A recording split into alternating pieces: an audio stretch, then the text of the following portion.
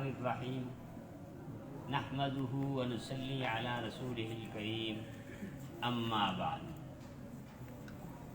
میرے محترم بزرگ اور دوستو، آج ہم نکاح کے مسائل کے حوالے سے کچھ پڑھیں گے کہ نکاح میں نکاح کرنے کے حوالے سے شریعت کی کیا تعلیمات ہیں۔ تو ان میں سب سے پہلی چیز کیا ہے کہ رشتہ دیکھنے میں دینداری کو مد نظر رکھنا۔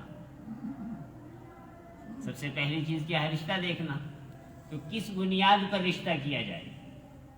رشتہ دیکھنے میں دینداری کو مد نظر رکھنا۔ حدیث میں آتا ہے تنکح المرأة لمالها ولجمالها ولحسبها ولدینها فاظفر بذات الدین تربت یداک، کہ عورت سے نکاح کیا جاتا ہے یا تو اس کے مال کی وجہ سے، یا حسن و جمال کی وجہ سے، یا اس کے اونچے خاندان کی وجہ سے، یا اس کی دینداری کی وجہ سے۔ تو آپ صلی اللہ علیہ وسلم نے کیا فرمایا کہ تم دیندار عورتوں کے ساتھ نکاح کرو، اس کے ذریعے سے تم کامیابی حاصل کرو۔ تو رشتہ دیکھنے میں دینداری کو مد نظر رکھا ہے۔ دینداری، لڑکی ہے اس کے لیے رشتہ تلاش کرنا ہے تو دیندار لڑکا، اور لڑکا ہے تو اس کے لیے لڑکی تلاش کرنی ہے، اس کی بھی دینداری۔ کہتے ہیں جی رشتہ کرتے ہوئے کیا کہتے ہیں؟ مال و اسباب تلاش کرتے ہیں۔ اچھا مالدار لڑکا، برسر روزگار لڑکا مل گیا، اچھا رشتہ مل گیا، جی وہ جی کہتے جی ہدایت تو اللہ کے ہاتھ میں، اللہ دے دے گا ہدایت۔ اور ایک دیندار ہے لیکن مالدار نہیں ہے، اس وقت یہ نہیں کہتے کہ مال تو اللہ دے دے گا، ہے جی جو رب ہدایت دینے پر قادر ہے مال دینے پر قادر نہیں ہے؟ کیوں جی؟ دین کی بات آئی تو کہتے ہیں اللہ میں آپ کو دیندار بنا دے، ہدایت اللہ کے ہاتھ، مال اللہ کے ہاتھ میں نہیں ہے بھائی۔ دینداری کی بنیاد پر رشتہ کیا، یہ پیارے نبی صلی اللہ علیہ وسلم کی تعلیمات۔ تو رشتہ دیکھنے میں کیا کرنا بھائی؟ دینداری۔ آپ صلی اللہ علیہ وسلم فرمایا الدنیا کلھا متاع وخیر متاع الدنیا المرأة الصالحہ، دنیا ساری کی ساری معمولی نفع کا سامان، لیکن فرمایا کہ بہترین نفع اٹھانے کی چیز دنیا میں کیا ہے؟ نیک عورت۔ نیک عورت، تو نیک عورت سے شادی کرنے کی ترغیب دی گئی۔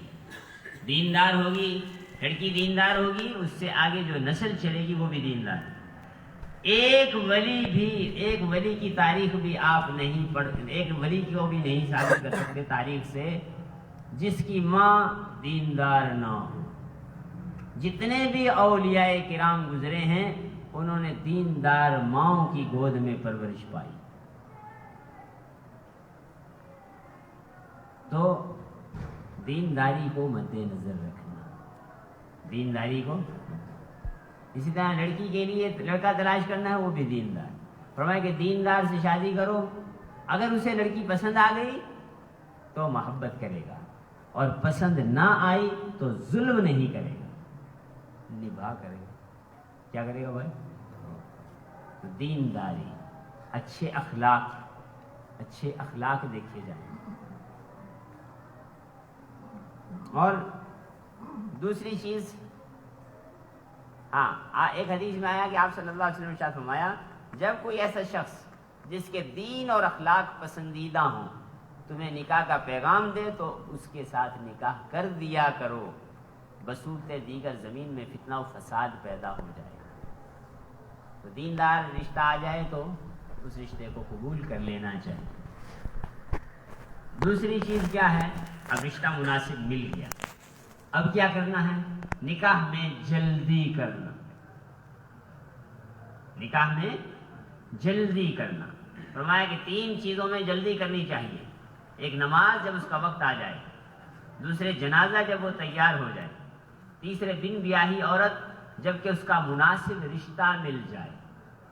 رشتہ ہو جاتا ہے، منگنی ہو جاتی ہے، اب ٹال مٹول چل رہا ہے، کیا ہوا جی؟ ابھی تیاری نہیں ہے جی، ابھی تیاری نہیں ہے جی، ابھی تیاری نہیں ہے. یہ شریعت کی تعلیمات کے خلاف. جب تک رشتہ نہیں ملا تھا ایک مجبوری تھی، رشتہ مل گیا. اب نکاح میں شادی میں تاخیر نہ کی جائے. ٹھیک ہے جی؟ کتنی باتیں ہو گئی؟ 2. رشتہ دیکھنے میں دینداری کو مد نظر رکھنا، اور دوسری چیز نکاح میں جلدی کرنا.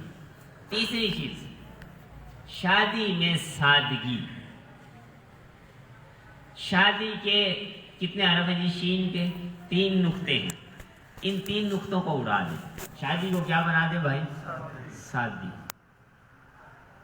فرمایا ان اعظم النکاح برکتن ایسرہ مؤونۃ. سب سے زیادہ برکت والا نکاح وہ ہے جس کا خرچہ سب سے تھوڑا ہے. خرچ گھٹاؤ برکت بڑھاؤ، خرچ گھٹاؤ برکت بڑھاؤ. جس قدر ہو سکے اپنے خرچ کو گھٹایا جائے. جتنا گھٹائیں گے برکت بڑھے گی. حضور پاک صلی اللہ علیہ وسلم اور آپ کے صحابہ کی شادی تو بہت آسان تھی. آسان شادی. کتنی آسان کہ حضور پاک علیہ السلام کے لاڈلے صحابی ہیں عبد الرحمن بن عوف رضی اللہ تعالیٰ عنہ. ایک دن آپ علیہ السلام کی مجلس میں آئے تو لباس پر زردی کا سا اثر دیکھا. خوشبو ہوتی تھی جس کا رنگ زرد سا ہوتا تھا.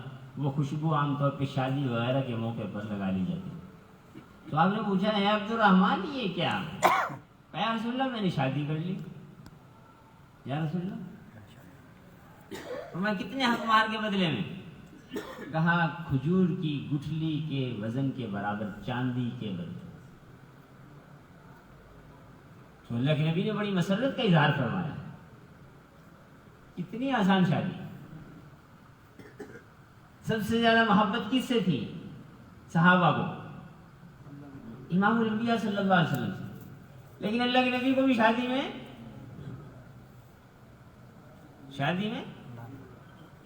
اور اللہ کے نبی صلی اللہ علیہ وسلم نے امت کو کیا سبق دیا کہ آپ صلی اللہ علیہ وسلم نے کوئی شکایت کا اظہار، اے عبد الرحمن تم ہمارے اتنے لاڈلے صحابی ہو، ہم تو تمہیں اپنا سمجھتے ہیں، تم نے ہمیں اپنی شادی میں ہی نہیں بلایا. کوئی ایسا شکوہ کیا اللہ کے نبی؟ کوئی شکوہ نہیں. آج بھائی کسی کو نہ بلائیں ختم ہے جی، تعلقات ختم. بعض تو صرف اس بات پر ناراض ہو جاتے ہیں کہ آپ نے ہمیں پہلے سے کیوں نہیں بتایا، پہلے سے کیوں نہیں بتایا، عین موقع پہ کیوں بتایا. سب جگہ تم نے دور دراز سب جگہ کارڈ بھیج دیے، ہمارا نمبر ہمیں آج بتا رہے ہیں جی. ناراض ہو جاتے ہیں. اگر بلا لیا تو مسلمان بھائی نے دعوت دی ہے، اس کی دعوت قبول کی جائے، اور دعوت نہیں دی تو کوئی ناراضگی کی بات نہیں. مسلمان کا یہ حق ہے کہ اسے خوشی پہنچے، اسے مبارکباد دیں. شکوے نہیں کرنے. اچھا ہی نہیں یار، کمال ہو گیا. کتنا خوبصورت. اس واقعے سے ہمیں 2 سبق ملتے ہیں. ایک تو حضرت عبد الرحمن بن عوف رضی اللہ عنہ نے اتنی سادہ شادی کی کہ امام الانبیاء صلی اللہ علیہ وسلم کو بھی دعوت نہیں. دوسرا سبق کیا ملتا ہے کہ آپ صلی اللہ علیہ وسلم کو نہیں بلایا آپ نے کوئی شکوہ. اگر کوئی ہمیں دعوت دے دے جی بسم اللہ، اور نہ دے تو پھر کوئی بات نہیں. تعلقات ختم نہیں کریں گے. تعلقات ختم. اتنی آسان شادی. حضرت ابو درداء رضی اللہ تعالیٰ عنہ اور حضرت سلمان فارسی رضی اللہ عنہ میں آپس میں بڑی محبت تھی. حضرت سلمان فارسی رضی اللہ تعالیٰ عنہ وہ صحابی ہیں جن کو اللہ نے بڑی لمبی عمر دی. کتنی عمر تھی اس کے بارے میں مختلف اقوال ہیں. ایک قول کے مطابق 250 سال عمر تھی. کتنی عمر؟ ایک قول کے مطابق انہوں نے عیسیٰ علیہ السلام کا زمانہ بھی دیکھا تھا، جبکہ عیسیٰ علیہ السلام اور آپ علیہ السلام کے درمیان 571 سال.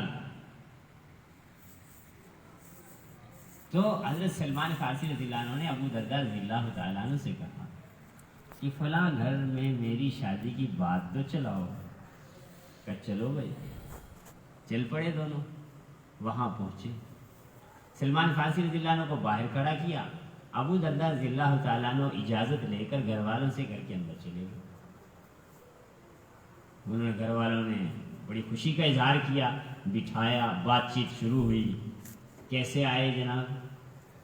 تو حضرت ابو درداء رضی اللہ تعالیٰ عنہ نے سلمان فارسی رضی اللہ تعالیٰ عنہ کے فضائل سنانے شروع کر دی. سارے فضائل سنتے رہے. وہ کہا جی پھر کیا حکم ہے؟ کہا اپنی بچی کا نکاح کر دو سلمان فارسی سے. گھر والوں نے کہا کہ جی ساری باتیں اپنی جگہ, سارے فضائل اپنی جگہ پر, ہم تو نہیں کرتے شادی. ہاں اگر آپ پسند کریں نا تو آپ سے کر دیں گے ہم اپنی بچی کی شادی. تو فرمایا چلو مجھ سے کر دو بھائی.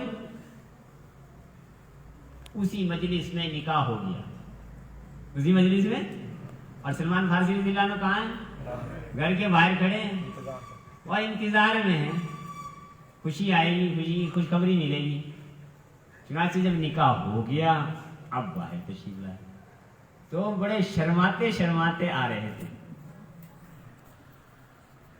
سلمان فارسی رضی اللہ عنہ نے پوچھا ابو درداء کیا ہوا؟ کہا کیا بتاؤں, آپ کے لیے نکاح کا پیغام لے کر گیا تھا, لیکن وہ مجھ سے نکاح کرنے کے لیے تیار ہو گئے اور میرا نکاح ہو گیا. تو مجھے شرم آ رہی ہے, میں کیسے آپ کو بتاؤں. قربان جائیں حضور پاک صلی اللہ علیہ وسلم کے صحابہ کے اخلاق, رحماء بینہم, کیسے ان کے دل صاف, کھنڈتے کھیر تھے صحابہ. کائنات نے ایسی ہستیاں نہیں دیکھی. یہ منظر آج ہوتا کیا بنتا, آج یہ منظر ہوتا کیا بنتا. ہے ہمارے اندر اتنا حوصلہ. سلمان فارسی رضی اللہ عنہ نے کیا فرمایا کہ اے ابو درداء شرمانے کی کیا بات ہے, شرمانا تو مجھے چاہیے آپ سے کہ اللہ نے آپ کے مقدر میں لکھی تھی اور میں اپنے لیے کوشش کر رہا تھا. شرمانا تو مجھے چاہیے تھا آپ سے.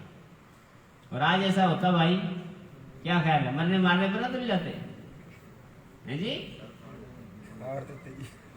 جی قطع تعلق کی اور پتہ نہیں کیا کچھ ہو جاتا ہے.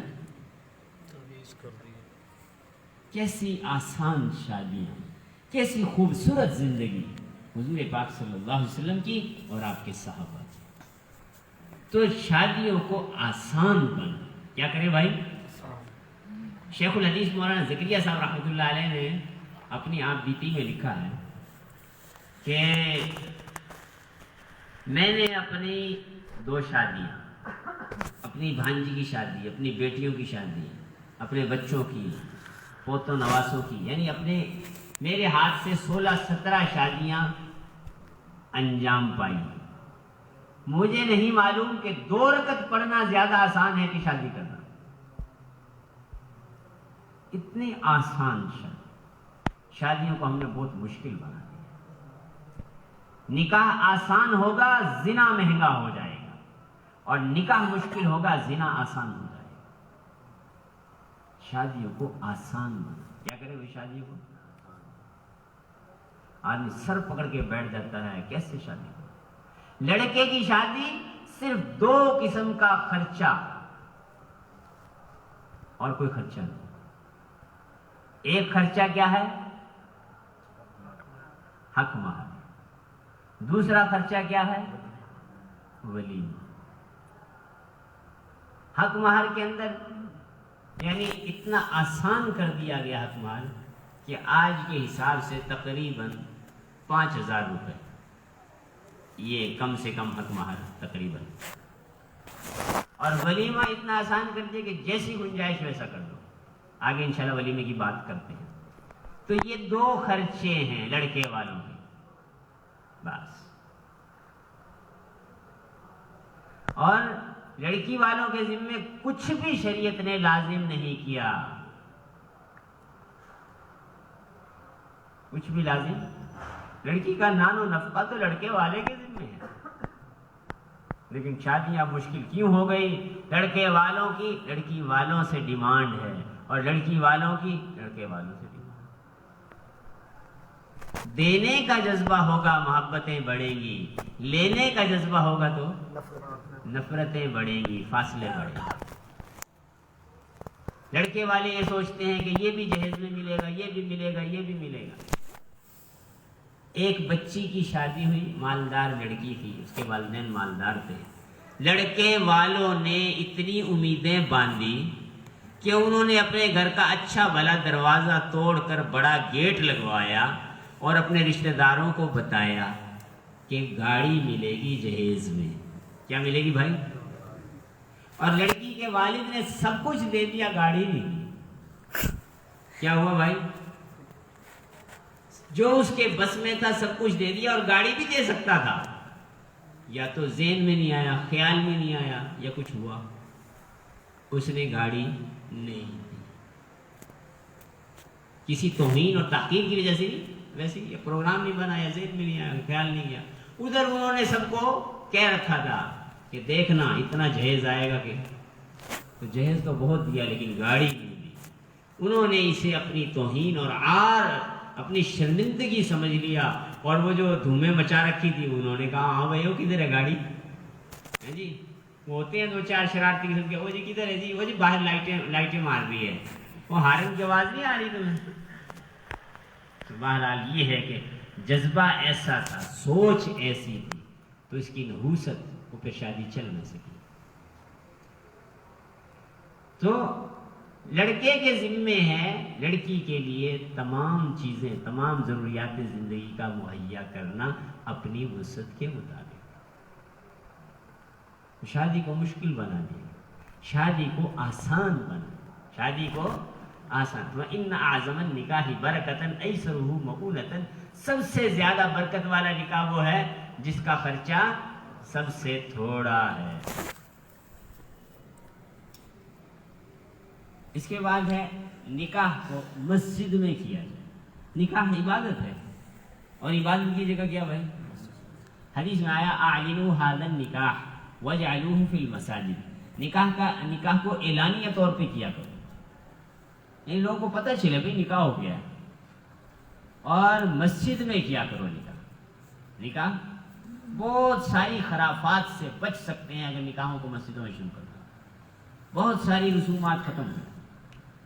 ایک جگہ ہمیں نکاح کے لیے بلایا گیا ایک گاؤں میں، وہاں نکاح پر گئے، وہاں جا کے نکاح سے پہلے تھوڑا بیان کیا، بات کی، اس میں انہیں ترغیب دی کہ بھئی نکاح مسجد میں ہونا چاہیے۔ تو سب نے ارادہ کیا جی ہاں جی انشاءاللہ ہم مسجد میں کریں گے۔ 6-7 مہینے گزرے، پھر فون آیا کہ جی وہ نکاح پڑھانا ہے۔ ٹھیک ہے جی، کہنے لگے جی آپ کو خوشخبری ہو کہ اس دفعہ نکاح مسجد میں ہوگا۔ بڑی خوشی ہوئی، وہاں پہنچے، 12:30 بجے کا وقت تھا، اسی وقت بارات پہنچی۔ تو مسجد کے دروازے پر انہوں نے بارات کا پہلے سے بتا رکھا تھا کہ نکاح مسجد میں ہوگا، اور مسجد کے قریب انہوں نے ایک ٹینٹ لگایا ہوا تھا جہاں کھانے وغیرہ کا، بیٹھنے کا انتظام۔ استقبال ہی مسجد پر کیا، تو ساری بارات نے وضو کیا مسجد میں، بیان ہوا، نکاح ہوا۔ جیسے ہی نکاح ختم ہوا فوراً اذان ہو گئی، مؤذن کو تیار کر رکھا تھا کہ جیسے ہی دعا ہو فوراً اذان دے دیں گے، اس نے اذان دی۔ ساری بارات نے اللہ کے فضل سے ظہر کی نماز جماعت کے ساتھ پڑھی۔ نماز کے فوراً بعد وہاں لے گئے اور بیٹھتے ہی کھانا شروع۔ کھانے کے بعد کہا کہ اب ہماری طرف سے اجازت ہے، اگر آپ جانا چاہیں تو۔ اتنے حیران ہوئے لوگ، اتنے مہمان حیران ہوئے کہ ایسی شادی تو کبھی دیکھی نہیں۔ تھوڑی سی نیت کرنے کی دیر ہے جی، ہم اس کی نیت کریں کہ نکاح مسجد میں کریں گے۔ کھانا آپ چاہے گھر میں کھلائیں، شادی ہال میں کھلائیں، جہاں آپ کلی چاہے کھلائیں، لیکن نکاحوں کو مسجد میں کریں۔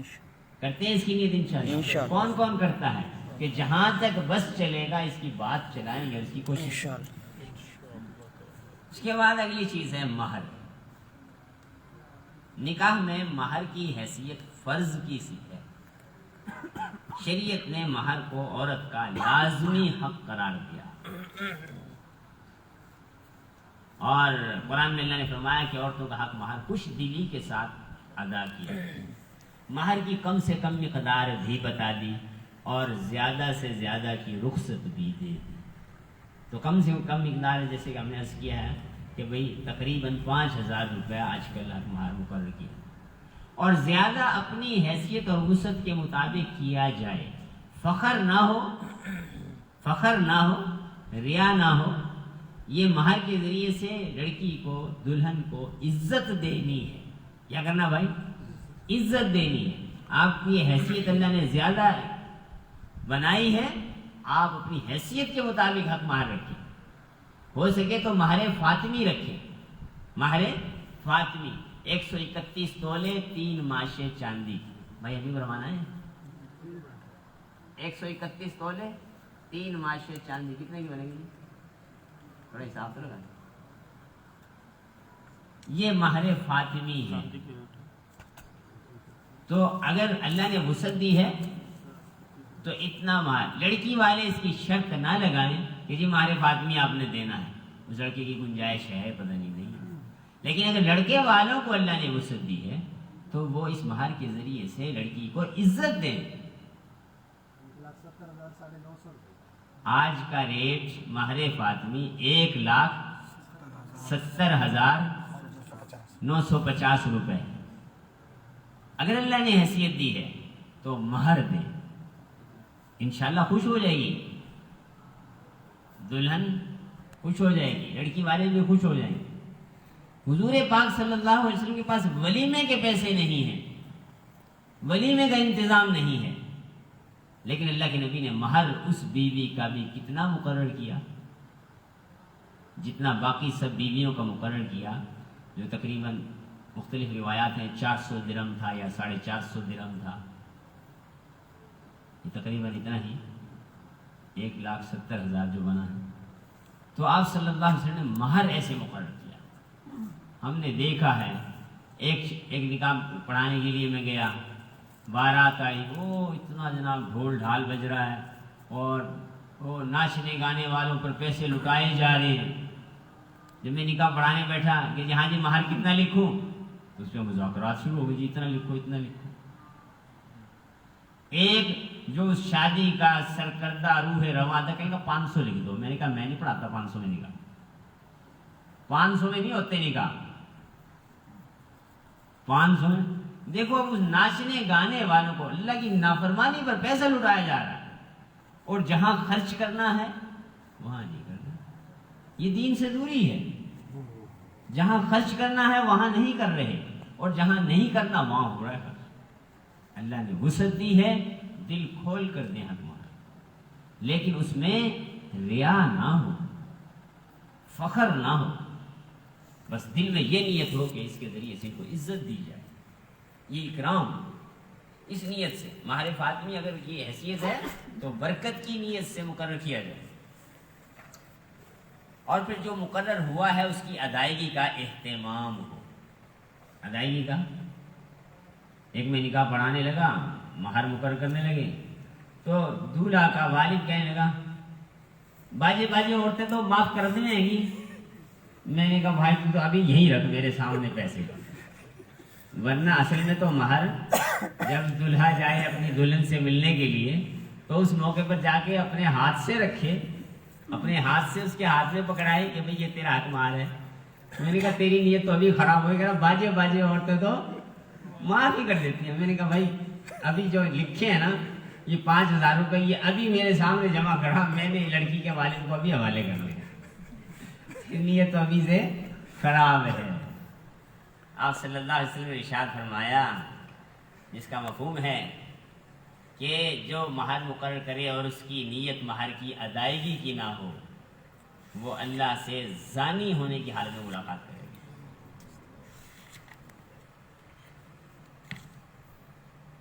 اور فرمایا کہ جو آدمی کسی سے قرض لے اور اس کی نیت قرض کی ادائیگی کی نہ ہو، وہ چور ہونے کی حالت میں اللہ سے ملاقات کرے گا۔ تو جتنا حق مہر مقرر کیا ہے وہ ادائیگی، اس کی ادائیگی کرے۔ جس نے کسی عورت سے نکاح کیا اور نیت یہ رکھی کہ وہ مہر نہیں دے گا، وہ زانی ہے۔ تو جتنا حق مہر مقرر کیا ہے اس کی ادائیگی کا اہتمام کیا جائے۔ یہ کیا جائے بھائی؟ ہاں، اور یہ پیسے مہر کے پیسے یہ لڑکی کے والد کے نہیں ہیں، اس نے بیٹی فروخت نہیں کی، یہ حق مہر اس لڑکی کا ہے، اس کو دیا جائے۔ اس کے بعد کتنی چیزیں ہو گئی؟ 5۔ چھٹی چیز ہے ولیمہ۔ ولیمہ تو بھائی ولیمے کی اللہ نے جیسی ہمت اور وسعت دی ہے اس کے مطابق ولیمہ کیا۔ اللہ کے نبی نے ہر قسم کا ولیمہ کر کے امت کو دکھایا۔ ایسا ولیمہ بھی کیا ہے جس میں سارے مدینے والوں کو کھلایا، صحابی جاتے رہے اور بھلا بھلا کے لاتے رہے، آخر آ کے یہ پیغام دیا کہ یا رسول اللہ اب اور کوئی نہیں ملا۔ ایسا ولیمہ بھی کیا۔ آپ کی حیثیت ہے پورے شہر کو آپ دعوت دے سکتے ہیں، دیں دعوت، دوستوں کو بلائیں، رشتہ داروں کو بلائیں، پڑوسیوں کو بلائیں، عمراء کو بلائیں، غرباء کو بلائیں، فقراء کو بلائیں، مساکین کو بلائیں، سب کو بلائیں اگر آپ کی حیثیت ہے تو۔ لیکن یاد رکھنے کی بات یہ ہے کہ کھلانا کس کے لیے ہے؟ اللہ کے لیے۔ ایسا ولیمہ دور دور تک دھومیں مچ جائیں، یاد رکھیں لوگ کہ ایسا ولیمہ کیا ہے نہیں۔ اللہ کی رضا کے لیے، سنت پر عمل کرنے کے لیے جتنی آپ کی حیثیت اور وسعت ہے اس کے مطابق ولیمہ کریں، اور نہیں وسعت تو کوئی غم کی بات نہیں، شرمندگی کی بات نہیں۔ اللہ کے نبی نے صحابہ سے فرمایا کہ جس کے پاس جو کچھ ہے لے آؤ، صحابہ لے آئے، دسترخوان پہ رکھ دیا گیا، فرمایا کھاؤ، یہ تمہاری ماں کا ولیمہ۔ تو جیسی حیثیت ہے اس کے مطابق کر لیا، ٹھیک ہے جی۔ یہ نکاح کی تعلیمات۔ پھر اس کے بعد یہ ہے کہ نکاح میں خاص اور کھانے میں غرباء کو ضرور بلایا جائے۔ فرمایا بدترین کھانا اس ولیمے کا کھانا ہے جس میں عمراء کو بلایا جائے اور فقراء کو چھوڑ دیا جائے۔ اور پھر اس کے ساتھ ساتھ کچھ چیزوں کا خاص طور پہ خیال رکھا جائے۔ شادی بیاہ کی مصروفیت میں نماز قضا نہ ہو، نماز کا اہتمام۔ رب ناراض ہو گیا تو پھر کاہے کی برکت؟ فرمایا علماء نے لکھا ہے کہ جو صحبت نماز کے وقت میں کی جائے اور اس صحبت کی وجہ سے نماز فوت ہو جائے، اگر اس صحبت سے حمل ٹھہر گیا تو یہ بچہ والدین کا نافرمان ہو، تو برکت آئے گی بھائی نمازوں کے اہتمام سے۔ شادیوں کے اوقات ایسے مقرر کیے جائیں اس میں نماز کا وقت نہ ہو، نماز کا وقت نہ ہو، نماز کا وقت ہو رہا ہے تو نماز کے وقت کا اہتمام کرتے ہوئے نماز نہ چھوٹنے پائے۔ اسی طرح پردے کا خیال رکھیں، بے پردگی سے بچا جائے، بے پردگی سے۔ اور پھر شادی کے موقع پر لوگ اپنے دوست احباب کو تحفے دیتے ہیں، تحفہ دینے میں بھی اللہ کی رضا مقصود ہو، بدلہ مقصود نہ ہو۔ بدلے کی نیت سے جو تحفہ دے رہا ہے اس کی مثال ایسے ہے جیسے کتے کا قے کر کے اپنی قے کو چاٹ لیا۔ وہ تو اس لیے دے رہا ہے، میں 10 روپے دے رہا ہوں 20 آئیں گے، 20 دے رہا ہوں 40 آئیں گے، یہ تو یہ کیا چیز ہے؟ بس اللہ کی رضا کے لیے تھوڑا زیادہ تحفہ اس لیے دینا ہے۔ پہلے تحفے کے آداب گزر چکے ہیں، ہدیہ دینے اور لینے کے آداب گزر گئے نا جی۔ تحادو تحابو، ہدیوں کا لین دین کیا کرو، محبتیں بڑھیں گی۔ تو یہ لین دین کرنا کس لیے بھائی؟ اللہ کے لیے، اللہ کے لیے۔ اور ایک اور چیز جو ہے وہ ہے جہیز۔ کیا ہے جی؟ جہیز۔ جہیز کہیں ثابت نہیں ہے۔ مثال دیتے ہیں کہ جی حضرت فاطمہ رضی اللہ تعالیٰ عنہ کو آپ علیہ السلام نے جہیز دیا۔ ارے بھائی حضرت فاطمہ رضی اللہ تعالیٰ عنہ کا نکاح آپ صلی اللہ علیہ وسلم حضرت علی رضی اللہ عنہ سے کیا تھا۔ حضرت علی رضی اللہ تعالیٰ عنہ کی تو پرورش اللہ کے نبی نے کی تھی۔ حضرت علی رضی اللہ تعالیٰ عنہ ابو طالب کے بیٹے تھے اور ابو طالب انتہائی تنگ دست تھے۔ آپ صلی اللہ علیہ وسلم نے اپنے چچا حضرت عباس رضی اللہ عنہ سے مشورہ کیا اور ان سے یہ بات کی کہ ایک بیٹی کی کفالت میں کرتا ہوں، ایک کی آپ کریں تاکہ چچا کا بوجھ کم ہو جائے۔ تو آپ نے حضرت علی رضی اللہ عنہ کو اپنی کفالت میں لیا تھا، آپ نے پرورش کی، اور حضرت علی رضی اللہ عنہ کا کوئی ذاتی مال نہیں تھا، آپ صلی اللہ علیہ وسلم ہی خرچ کرتے تھے۔ جب مدینہ ہجرت کر کے آئے تو اس موقع پر آپ صلی اللہ علیہ وسلم نے ایک انصاری ایک صحابی کو ایک دوسرے کا بھائی بنایا۔ حضرت علی رضی اللہ عنہ کو اپنا بھائی بنایا کہ اس سے پہلے بھی اخراجات میں کر رہا تھا، کفالت میں کر رہا تھا، اور اب بھی میں کر رہا۔ تو حضرت علی رضی اللہ عنہ کے پاس کچھ بھی نہیں تھا، گھر کا ساز و سامان بھی نہیں تھا، تو حضور پاک اسلام نے اپنی بیٹی حضرت فاطمہ رضی اللہ تعالیٰ عنہ کو چند ضرورت کی چیزیں دے دی تھی۔ باقی لڑکی کا والد اللہ نے اس کو حیثیت دی ہے، وہ اپنی بیٹی کو کچھ دینا چاہتا ہے، کچھ دے، زیادہ دے، جتنا چاہے دے، اس کی بیٹی، یہ باپ بیٹی کا آپس کا معاملہ ہے، لڑکے والوں کو اس کا کوئی حق نہیں ہے کہ اس کی ڈیمانڈ کرے۔ وہ اگر اپنی بیٹی کو دیتا ہے اپنی حیثیت کے مطابق تو یہ اس کا اپنا معاملہ ہے۔ ہمیں یہ چاہیے اگر ہم لڑکے والے ہیں، لڑکی والوں کے لیے آسانی پیدا کریں، اور لڑکی والے ہیں تو لڑکے والوں کے لیے آسانی پیدا کریں، ایک دوسرے کے لیے کوئی ڈیمانڈ نہ رکھیں۔ جی کتنی شرم کی بات ہے، لڑکے والے جہیز کی ڈیمانڈ بھی کرتے ہیں، یہ بھی کہتے ہیں اتنا بڑا ہم لشکر لے کر آئیں گے، اور پھر اس لشکر کی صحیح توازو بھی کرنی ہوگی۔ بڑی شرم کی بات ہے، بہت شرم کی بات ہے۔ ایک شادی ہوئی، لڑکی کے والد نے لڑکے کے والد سے پوچھا کتنے باراتی لائیں گے؟ اس نے کہا بس 15-20۔ اس نے کہا ٹھیک ہے جی۔ شادی سے 2-4 دن پہلے پھر پوچھنے آ گیا، بھائی بتا دو کتنے لاؤ گے؟ اب وہ اس کے بھائی وغیرہ بھی جمع تھے لڑکے کے والد کے، یعنی لڑکے کے چچا وغیرہ، انہوں نے کہا کہ نہیں 45 بندے لائیں گے۔ اب وہ لڑکے کا والد کہنے لگا چلو 45۔ لڑکی کا والد نے کہا ابھی بھی بتا دو۔ اس نے کہا جی لانے تو 15-20 تھے، ابھی یہ سارے ڈٹ گئے ہیں تو لہٰذا چلو 45۔ جب شادی کا وقت آیا تو 100 آدمی وہاں پہنچ گئے۔ اس نے انتظام کیا تھا 50 بندوں کا، اب پریشان ہو گیا۔ خیر اللہ نے کرم کیا، کھانا پورا ہو گیا۔ بعد میں وہ کہنے لگا لڑکی کا والد کہ آج اللہ نے عزت رکھی، اللہ نے، کھانا کم ہو جاتا کتنی بڑی شرمندگی کی بات ہے۔ چھوٹی سی زبان ہے، سارے باراتیوں نے زبان ہلا دینی تھی کہ دیکھو جی یہ بارات کہیں ثابت نہیں، یہ ہندوانہ رسم ہے۔ لڑکے والوں کو چاہیے لڑکی والوں کے ساتھ اچھا معاملہ کریں، ان پر بوجھ نہ بنے۔ بیٹی دے رہے ہیں، وہ جس نے بیٹی دے دی اس نے سب کچھ دے دیا، نہ جہیز کا مطالبہ، نہ بارات کی خاطر تواضع کا مطالبہ۔ بارات لے کر ہی نہ جائیں۔ اب لوگوں کے اندر ظرف نہیں ہے، آپ بارات لے کر چلے گئے، استقبال میں کمی آ گئی تو بارات والے بولیں گے، بٹھانے میں کچھ اونچ نیچ ہو گئی پھر بھی کسی کی زبان نہیں روک سکتے، کھانے پینے میں کچھ اونچ نیچ ہو گئی پھر بھی کسی کی زبان نہیں روک سکتے۔ اور جو ہے وہ لڑکی کے والد کا اس وقت جو یعنی اس کے دل کا حال تو اللہ ہی جانتا ہے، اس کے دل پہ کیا گزر رہی ہے۔ یسروا ولا تعسروا، فرمایا آسانیاں پیدا کرو، مشکلیں پیدا نہ کرو۔ اگر ہم لڑکے والے ہیں لڑکی والوں کے لیے آسانیاں پیدا کریں، اور لڑکی والے ہیں ہم تو لڑکے والوں کے لیے آسانیاں پیدا کریں، ان کے لیے کسی قسم کی کوئی ان سے ڈیمانڈ وغیرہ کوئی مطالبہ ان کی حیثیت سے بڑھ کے نہ کریں۔